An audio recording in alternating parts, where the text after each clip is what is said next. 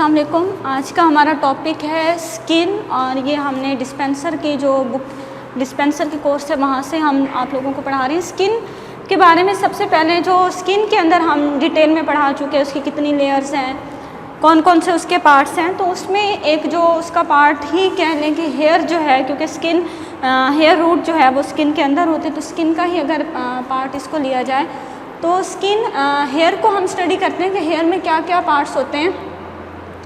तो हेयर का जो रूट का हिस्सा होता है वो आपकी स्किन के अंदर होता है, यानी कि डर्मस में होता है, उससे ऊपर जो है एपिडर्मस होता है। तो हेयर का जो रूट है जिसको हेयर फॉलिकल कहा जाता है, ये स्किन के अंदर होता है। इसका सेकंड पोर्शन जो डर्मस है, ये इसका जो हाफ पार्ट है वो स्किन की दूसरी लेयर डर्मस में होता है, और इसका जो बाहर वाला हेयर शाफ्ट जिसको बॉडी कहा जाता है वो एपिडर्मस से बाहर होता है। हेयर के जो पार्ट्स हैं इसको डिस्कस करने से पहले हम पढ़ते हैं कि हेयर फॉलिकल्स क्या होते हैं। कि हेयर फॉलिकल्स को हम हेयर के रूट्स भी कहते हैं, और इसके अलावा इसका दूसरा पार्ट, एक हेयर की रूट होती है, दूसरा पार्ट जो हेयर का होता है वो उसकी बॉडी होती है। जो हेयर की रूट होती है वो डर्मस के अंदर होती है, और इसकी जो बॉडी है वो डर्मस से बाहर होती है।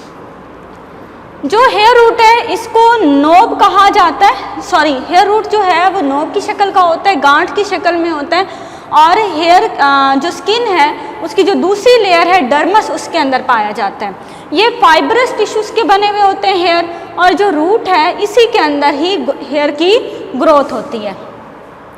हेयर जो है वो रफ होता है और पोरस होता है, और जो पोरस इसका पोर्शन है जिसको हम पेपिलिया बोलते हैं, इसके अंदर जो है वो पिगमेंट्स होते हैं। पिगमेंट अगर एक्सेस अमाउंट में है, ज़्यादा है, तो उस हेयर का कलर जो है वो डार्क होगा, और अगर पिगमेंट की मिकदार कम है तो हेयर का कलर जो है वो लाइट होगा। और जो वाइट हेयर्स हैं उसमें इस पिगमेंट के साथ, पिगमेंट ये मौजूद नहीं होता, यहाँ पर जो है जो एक हवा का जो है पोर्शन पाया जाता है जिसको सैक कहा जाता है, एयर सैक होती है, और उसी की वजह से इसकी पिगमेंटेशन हेयर जो है वो वाइट होता है। इसके अलावा अगर हम इसके पार्ट्स पढ़ते हैं तो हेयर फॉलिकल है जो हेयर की जड़ कहलाती है, इसको कहा जाता है जो पिगमेंट वाला पोरस पोर्शन है ये हेयर पेपिला कहते हैं। इसके बाहर जो कवरिंग है वो हेयर बल्ब कहलाती है, और ये कौन से पोर्शन में पाए जाते हैं? स्किन के सेकंड लेयर डर्मस में होते हैं, और इसके साथ क्या होते हैं? सेबेशियस ग्लैंड्स लगे हुए होते हैं, और साथ में हेयर एरेक्टर मसल्स होते हैं। सेबेशियस ग्लैंड के बारे में मैं पहले ही बता चुकी हूँ कि सेबेशियस ग्लैंड जो हैं सीबम सेक्रीट करते हैं, और सीबम जो है वो आपकी स्किन को मॉइस्ट और फ्लेक्सिबल रखती है। और हेयर एरेक्टर पिली मसल्स क्या करते हैं कि हेयर को जैसे खौफ हो, गुस्से की हालत में या ज़्यादा ठंड की हालत में, हेयर एरेक्टर मसल जो है वो हेयर को बिल्कुल एरेक्ट पोजीशन, सीधी पोजीशन में लेकर आते हैं। वैसे जो हेयर है वो स्किन के अंदर तिरछी फॉर्म में होते हैं, जिसकी वजह से बाल जो है वो बिल्कुल सीधे नहीं होते जो हैं। अगर ये बिल्कुल एरेक्ट पोजीशन में होते तो बाल जो हैं वो सीधे होते, अदरवाइज़ क्योंकि ये एक जो है एंगल के ऊपर होते हैं, थोड़ा सा तिरछा होता है, इसकी वजह से बाल सीधे नहीं होते। हेयर एरेक्टर मसल्स जो हैं ये वो मसल्स हैं जिनकी वजह से हेयर बिल्कुल एरेक्ट हो जाते हैं, सीधी हालत में आ जाते हैं, और ये जो है गर्म हवा को अपने अंदर ट्रैप कर लेते हैं। इसके बाद ये एपिडर्मस है, फर्स्ट लेयर है स्किन की सेकंड लेयर डर्मस। डर्मस के अंदर हेयर का जो हेयर रूट का जो पोर्शन है वो पाया जाता है। एपिडर्मस से बाहर हेयर शाफ्ट होता है, और ये जो है हेयर का डेड पोर्शन होता है, केराटिन प्रोटीन का बना हुआ होता है। इसके बाद अगर हम देखते हैं स्किन के बारे में, तो स्किन के अंदर हम पहले उसके स्किन के फंक्शंस पढ़े हैं कि स्किन एक तो आपका बॉडी का टेम्परेचर मेंटेन करता है, दूसरा इसमें सेंस ऑफ टच होता है, मुख्तलिफ इन्फेक्शन से बचाता है। इसके अलावा आपके जो एंटीरियर ऑर्गन्स हैं उनके ऊपर एक कवरिंग के तौर पर है, और आपके मुख्तलिफ जो बोन्स वगैरह हैं उनको जो है कवरिंग इंसुलेटर के तौर पर काम करता है। इसके अंदर जो थर्ड लेयर होती है, फैटी लेयर है, वो स्किन को, आपके बॉडी को इंसुलेशन प्रोवाइड करती है। इसके बाद स्किन जो है इसकी कुछ हमने पार्ट्स पढ़े थे कि इसकी दो लेयर्स होती हैं, एपिडर्मस, डर्मस, और डर्मस के अंदर हेयर फॉलिकल्स वगैरह, आपको ये सारा कुछ बता दिया। सेबेशियस ग्लैंड होते हैं, सीबम पैदा करते हैं, स्वेट ग्लैंड हैं कि जो पसीना बनाते हैं, मसल्स होते हैं, एरेक्टर मसल, जो कि हेयर को बिल्कुल एरेक्ट पोजीशन में ले आते हैं। इसकी जो कॉमन डिसऑर्डर्स हैं या इसकी बीमारियां हैं, स्किन के अंदर बहुत सारे इन्फेक्शंस भी हो सकते हैं, इसको बहुत सारे डिजीज़ का भी सामना होता है। तो रैशेस स्किन के ऊपर बनना, बैक्टीरियल इन्फेक्शन होगा तो रैशेस जो होते हैं वो क्या होते हैं कि इसमें आपकी स्किन में इरिटेशन होते हैं। इरिटेशन की वजह से जब आप जो है स्क्रैचिंग करते हो, ख़ारिश करते हो स्किन के ऊपर, तो उस दौरान जो है आपको सेकेंडरी इन्फेक्शन लगने के चांसेस ज़्यादा होते हैं। उस दौरान वहाँ पर बैक्टीरियल इन्फेक्शन हो जाता है और उसे सेकेंडरी इन्फेक्शन कहते हैं। तो रैशेस की वजह से, रैशेस अगर प्राइमरी इन्फेक्शन है तो उसके साथ अगर उसका मुकम्मल ट्रीटमेंट ना किया जाए तो सेकेंडरी इन्फेक्शन जो है वो ऑटोमेटिकली आपको फेस करने पड़ते हैं।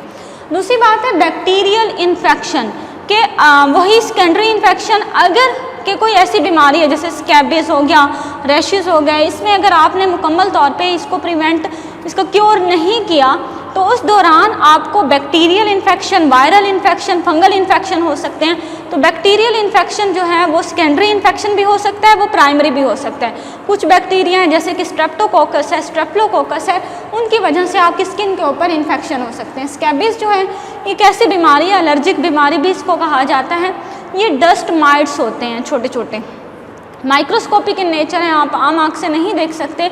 ये माइट्स जो हैं आपकी स्किन के ऊपर ख़ारिश करते हैं और ये लकीरों की सूरत में जो है ज़ाहिर होते हैं। वैसे आप नहीं देख सकते, लेकिन वो जो जहाँ पर ये पाए जाते हैं वहाँ पर जो है लकीर की सूरत में निशान बनते हैं जो कि डार्क कलर के होते हैं। और स्कैबिस जो होती हैं इनका इलाज जो है वो बहुत ज़रूरी है। स्कैबिस जो है वो एक इंसान से दूसरे इंसान को मुंतकिल हो सकते हैं कि हाथ वगैरह मिलाने से, कपड़े यूज़ करने से, एक दूसरे के टॉवल्स यूज़ करने से जो है एक इंसान से दूसरे इंसान, ज़्यादातर ये ऐसे कमरों में या जगह पर होती है जहाँ पर जो है रोशनी कम मिकदार में होती है, तंग तारीक जगहों पर जहाँ पर बहुत ज़्यादा आवाम जैसे कि हॉस्पिटल्स हो गए, तो उसके अंदर जो है स्कैबिस लगने के चांसेस ज़्यादा होते हैं। तो स्कैबिस जो है ये भी एक इन्फेक्शन है स्किन का। इसके बाद है ट्यूमर्स और कैंसर्स होते हैं। ट्यूमर्स जो होते हैं ये अनडिफ्रेंशिएटेड सेल्स होते हैं, यानी कि आपके स्किन के ऊपर कोई आपको रैप्चर होता है, कुछ भी स्किन को जो है इंजरी होती है, तो उस दौरान क्या होता है कि स्किन के ऊपर जब वो रिपेयर हो रही होती है तो जितने बनने होते हैं उससे ज़्यादा अगर सेल्स बन जाएं तो वो ट्यूमर या कैंसर सेल्स बन जाते हैं। इसके बाद रिंकल्स जो होते हैं, झुर्रियाँ पड़ना, वायरल इन्फेक्शन हो सकता है, कोई वायरस जो है वो आपकी स्किन के ऊपर अटैक करता है तो उससे जो इन्फेक्शन है वो वायरल इन्फेक्शन। फंगल इन्फेक्शन बहुत ज़्यादा होते हैं, जैसे कि एथलीट्स होते हैं उनके फुट के ऊपर, पाँव के ऊपर इन्फेक्शन हो जाते हैं, रिंग वर्म्स टाइप हो जाते हैं। इसके अलावा उंगलियों में, नाखूनों पे इन्फेक्शन होते हैं। स्किन की दूसरी जगहों पे आपको इन्फेक्शन, फंगल इन्फेक्शन भी कॉमन है। जो एंटीबायोटिक्स, ऐसे पेशेंट जो कि एंटीबायोटिक्स ज़्यादा इस्तेमाल करते हैं तो फंगल इन्फेक्शन जो है वो आपकी स्किन को क्रॉस करके आपके ऑर्गन्स तक भी पहुंच सकते हैं, तो ये फैटल ज़्यादा होते हैं। अगर ये आपकी स्किन को क्रॉस कर जाएं तो इनका क्योर करना भी बहुत ज़रूरी है। पिगमेंटेशन डिसऑर्डर बहुत कॉमन है।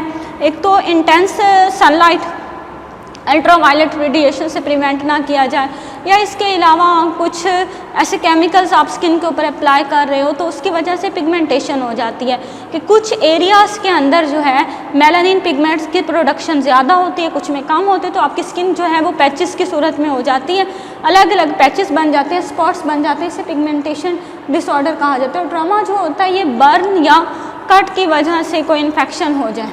तो ये हमने स्किन के बारे में डिटेल पढ़ लिया कि स्किन के अंदर एक हेयर रहता था कि हेयर का क्या फंक्शन है, कि हेयर जो है एक तो हेयर के फंक्शंस तो वैसे काफ़ी सारे हैं। एक फंक्शन इसका ये है कि ये जो है हवा को ट्रैप करता है, आपकी स्किन को इंसुलेट करता है, और इसके जो है हम लोगों ने आज पार्ट्स डिस्कस किए और साथ में स्किन की कॉमन डिजीज़।